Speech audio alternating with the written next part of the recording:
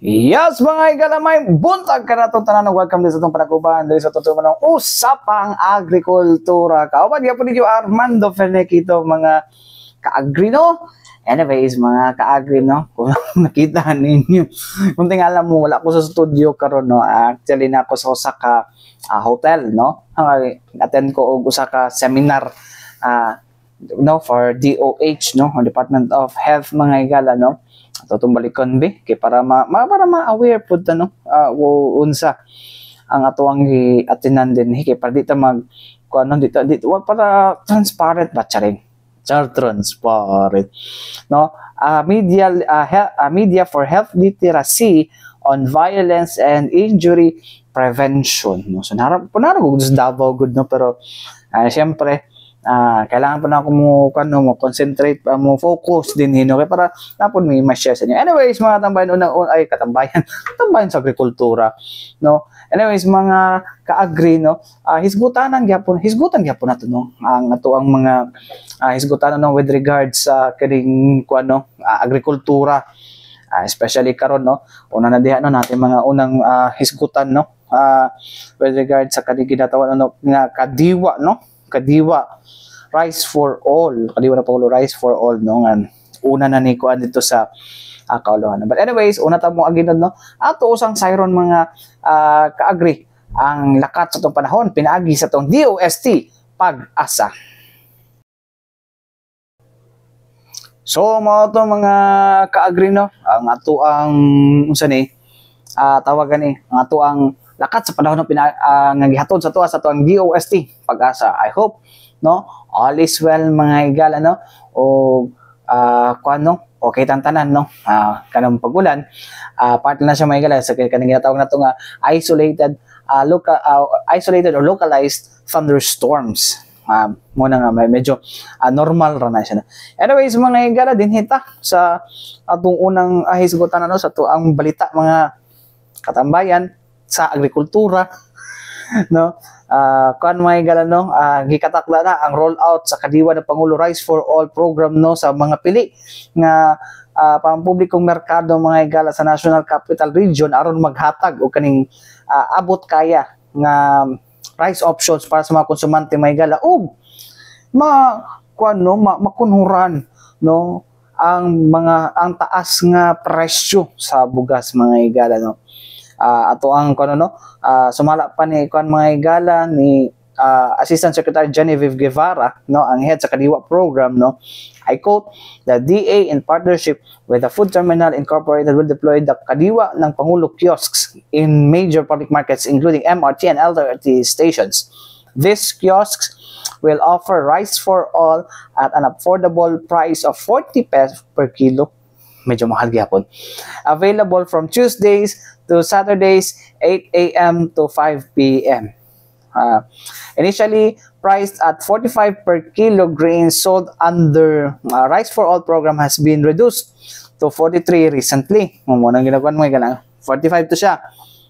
Giubsan nila og 43 pesos kada kilo. So ang presyo, mga igala, i-reduce po na siya further sugod karong Webes, mga igala, para mahimong mas affordable rate nga 40 pesos kada kilo, no. Para sa affordable mo ni siya ang mga igala, parte ni sa mga alakang, mga igala, para sabay shield sa Bisaya, no, masangga no, mapanalipdan ang mga konsumante, no, sa kaning ginatawag nito nga inflationary pressures, no. Sumala pa ni Asek Guevara, mga igala, nag-coordinate sila karon sa mga following sa mga major markets sa NCR, no, para sa rollout. Apil na ang Kamuning Market, Malabon Central Market, New Las Piñas City Public Market, Pasig City Public Market, Balintawak Market, Cartimar Market, Pateros Grace Marketplace, Maypaho Public Market, Paco Market, Paco Market, mga igala. Sumala pa, mga igala, ni sumala pa nga naghatag na og kamanduan si Agriculture Secretary Francisco Pichu Laurel Jr. para sa deployment ng kadiwa ng Pangulo kiosk, no, para sa major public markets to force rice retailers, para sa mga katong mga traders, mga bigala nga ipasa ang sa mga konsumante ang benepisyo sa lower price, no. So ilang i-expand mga higala.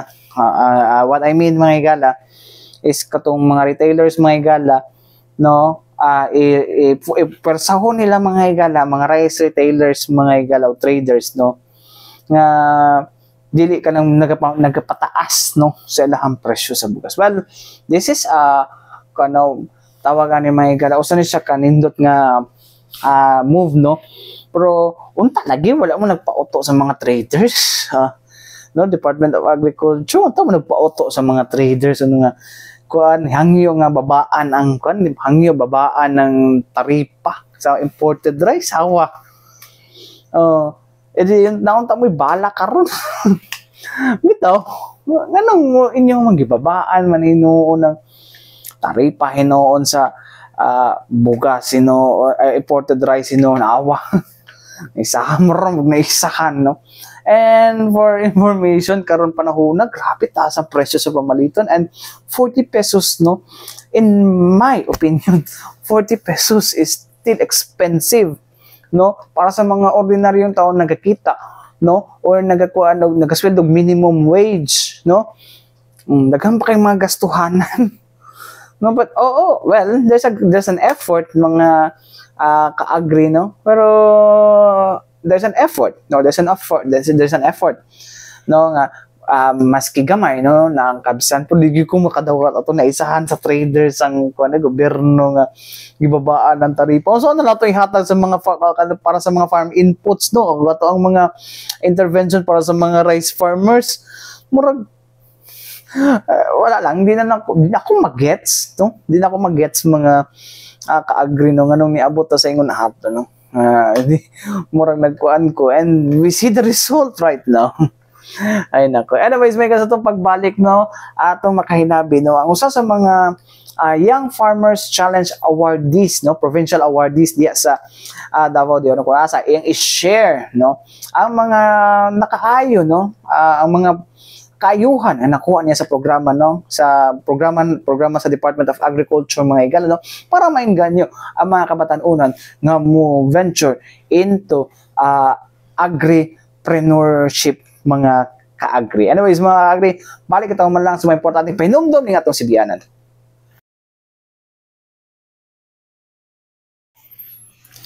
Yes mga higala, balik kita din sa itong panaguban sa itong tulumanong usapang agrikultura, no. Anyways mga ka-agri, karon, no, ato ang makahinabi, no, ang usa sa mga provincial awardee, no, sa Young Farmers Challenge, no, diha sa Davao de Oro, no, natong 2023 mga ka-agri, no. And atong isgutan, no, unsa niyang negosyo, no, ug unsa ba kadako ang natabang sa kaning Young Farmers Challenge, no, sa iyang venture, no, kaning ginatawag niya nga siyang negosyo nga on the wings of quail farm, no. So pugo ni siya mga ka-agri, no. And kabalo mo sa kakuan kadako nga kuan, no, negosyo or ang kuan karon, no, enterprise ang quail farm, no, kaning pagbaligi og pugo sa itlog pa lang daan, grabe na kayo og kanang kuan siya, no, grabe na kayo og unsay tawagan ni, grabe na kayo na siya og kita, how much more kung daghan kay kag pugo, no,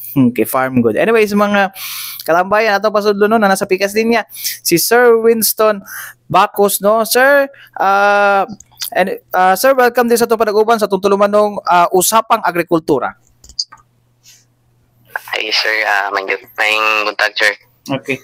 Anyway sir, no, unsa ning kuno mga tanan ko una sir, unsa ning on the wings of quail farm? Kuha na siya sir, production siya sa itlog sa pugo. Kuha na ko na siyang pangalan tungod sa katong kanta gani sir nga on the wings of quail farm. On the wings na siya kanta niya. Since ang akong pangalan kay Winston, try nakag-wins na lang on the wings of quail farm. Since akong kuan nahunaan nga negosyo kay quail.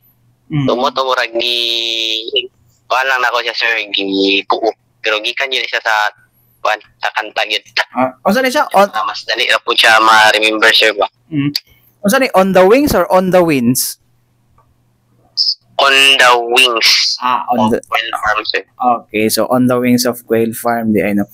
Anyways, ganyan lang sir, okay. Magpansan ako na akong set up sir. Okay sir. Anyways, Sir Winston, no, paunsa ka nagsugod ani? Kanusa ka nagsugod aning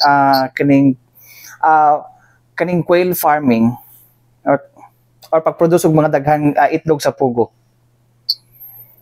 Gira ra na po ni siya nindaghan sir katong pag apil na ko sa Young Farmers Challenge sir.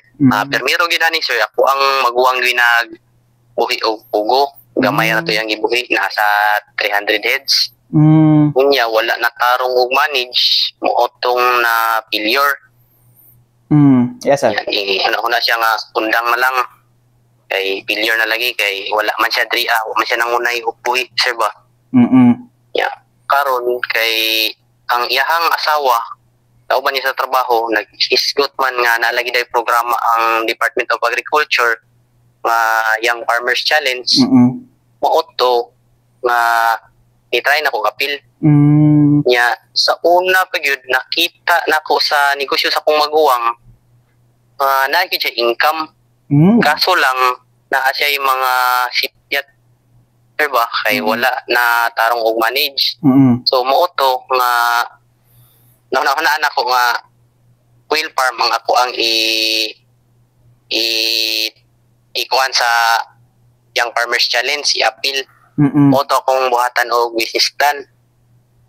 So karon kinakaluyan man nga nag-grant ang ako ang kuan sir akong proposal. Moto ako ang gikuan dayon ipalit og mga materyales para sa ilang kulungan. Antod sa pag nakaitlog na sila, inahinay na kog introduce sa market.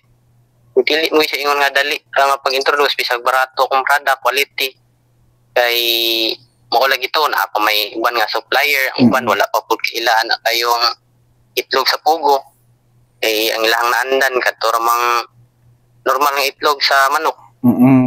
Moto yung ginatawag nila nga quick pang quick ni, di ba? Oo, mga quick. Oo sir, quick. Anyways, sir, pila ka tuig na ba ni imong kwan karon imong enterprise?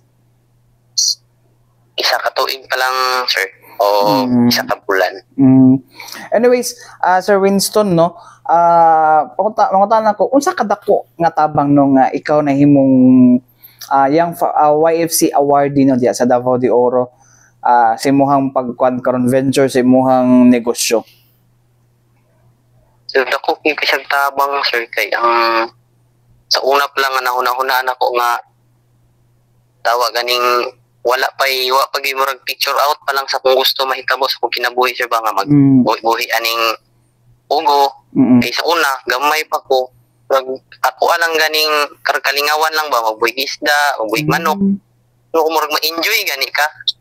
Ma-enjoy ka og buhi ba. Unya tungod sa YFC murag ganing katong imong enjoyment murag nahimo na gyud galit nimong cycle sa imong kinabuhi sir ba kay itagaan man ka og kanang budget sir ba gitagaan ka og kanang imong kapital. Pila po yung dawat nimo sir? O karon sir primero ato 80,000. Uy dako di ay. Ya pagka next na pod sa regional another 150,000. So sa una kay nanabaho ra ko or wala yung gani kay matigom. Kay sa minimum na imong kuan trabaho lang ba ya karon naka-income gyud siya ba lagi matigom ug nakay gusto pa dito na ana gyud kay tungod ang negosyo nga gihatag sa kuan atong Department of Agriculture. So pasabot nimo sir mas ni arang-arang imong kinabuhi katong nahimo kang YFC provincial awardee. Oo sir, ni arang-arang gyud sir. Oh, so pinakatigom-tigom naman ko sir ba niya. Na-enjoy pigyon ako ang kuan karon sa ikit sa akong ginabuhi kay dili ningon nga narabahon lang ko. Ako ana gid gani ang kuan sir, ako ana gid ang ako ang naging negosyo ang gidala dilingon nga sa laing tao. Ana sir ba? So, pasabot nimo ani sir no kay murag ang imuhang murag hobby nimo na magbuhi-buhi og mga hayop og mga kuno niya apil na nimo pagbuhi-buhi pugo. Oo sir, ana sir. So, karon sir no, antod karon ba sir ang Department of Agriculture is naghihapon sa intervention sa inyo ha? Naagid sir kanang gina-assisan gyapon mi nila ma'am, gina-visit no sa mga kakulangan na mo sa amo ang negosyo ilang ina-adunan sir ba? Dapat na inani na mga putbat.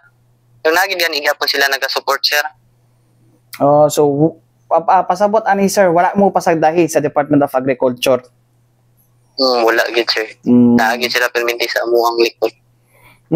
Karon sir, unsa mga intervention mo kaning recently lang, unsa mga intervention na ginahatag karon sa DA? Kuan sir, mga seminar. Yanapod sila pag gani sir, tawag aning parehas ng kadiwa sir ba mga inana pa murag imo i-expose kanila sa market sir ba para makakita kag mga buyer. So mo na ilahang kuan karon sir no, kanang murag na sila sa kuan na karon no, gina-promote mo, gina-market na inyong mga produkto. Oo sir. So karon sir, asa naman nakaabot ang imong produkto? Diri sa Davao, unsa ba napabadiha sa inyo sa Pantukan or sa nanaba sa provincial, nakaagi na ba sa tibok panang probinsya sa Davao de Oro or sa Pantukan pa lang? Sa karon sir, nami ina-deliver da sa Tagum o sa Davao. Davao City? More on, kuan yun ni sir? Davao City, sir. So, volume? More on reagid. Volume ang inyong gina-deliver, sir? Volume po, sir. So, nag-supply na gidi ay, nanagiday mo gina-supplyan gidi ay, sir. Ang kuan, sir, pwede, curious lang ko, mga pila po ang kanang murag production ninyo, no? Mga pila ang, unsa ba na, pila ka pieces ba na inyong produce every month ba na, or every 2 weeks, every week? Kuan, everyday yun ang harvest sa Pugo, sir. Naamin siya sa 2,300 heads. Makaitlog siya sa kaadlaw o 2,000. Umuwi na kada-adlaw ang iyang ma-produce. Curious lang ko, sir. Mga estimate niyo, sir, kana sa isa kaadlaw na rin yung ma-produce, pila ka ang abton, ana? Kuan, sir, sa income na siya nga kuan sir? Oo sir, estimate lang. Every week mga nasa 1,000 sir ang net income na gina siya sir. 1,000 pesos or 1,000 pesos sir. Ang every week? Ang per day na mo nga income. So 1,000 net na siya sir. Net na sir, nakuha na siya sa feeds, sa labor sa mga bata nga naglimpyo. Ang mga vitamins. So dako gid sir compared atong nanrabaho pa ka, no? Oo sir. So net apila po nang kanang overhead ninyo sir kanang sa delivery. Kuha na siya sir. Okay. Anyway sir, last question ako si mo sir, unsay imong mensahe sa imong kapwa batanang pila ba edad mo sir? 27 sir. Sa tong mga kabatan-unan karon no nga maging gusto mahimong susama nimo sir nga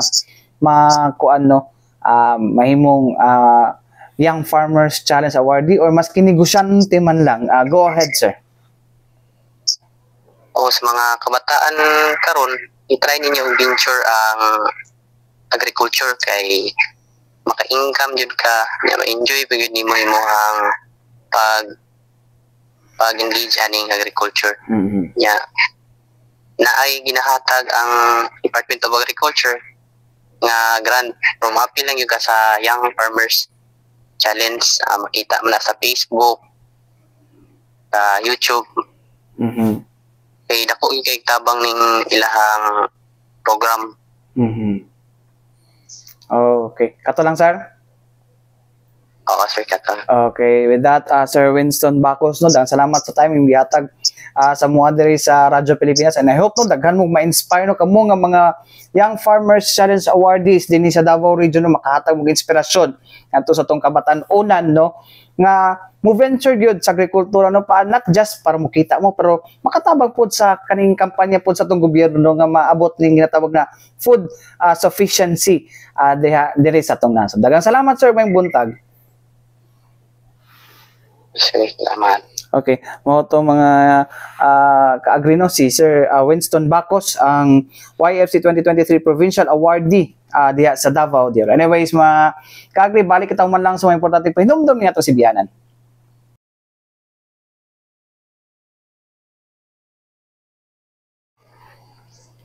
Anyways, mga igala, balik kita din sa panaguban sa tuntulong manong usapang agrikultura magnabuff mo nagbuffering.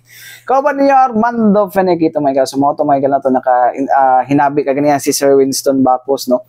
So ayahan ko dito kay from ang iyang hobby na magbuhi-buhi no og mga hayop no, or for example isda no nga padaghanon niya kani pugo o pugo di pugo no, pugo kanang quail eggs ba no, kanang mga coil. Nas na-enjoy niya ang kan mga igala no, mas na-enjoy niya ang iyang enterprise. It's because wala habit niya na tapos mo nakita pa siya and then gisuportahan pa siya sa Department of Agriculture. Di ba kwan? Di ba wow? Wow gid kayo mga ka-agri no, nga ang Department of Agriculture willing gid mo suporta. Dako yang pasalamat kaganiha gid sa kuan gid. Dako gid yang pasalamat gid mga kaagri nan daghan kay siya og kanang kuan, daghan siya og mga daghan ang kaning kuan mga igala no. Daghan ang mga unsay tawag ani? Daghan siya og mga mga natun-an no sa maong venture nila sa agrikultura no.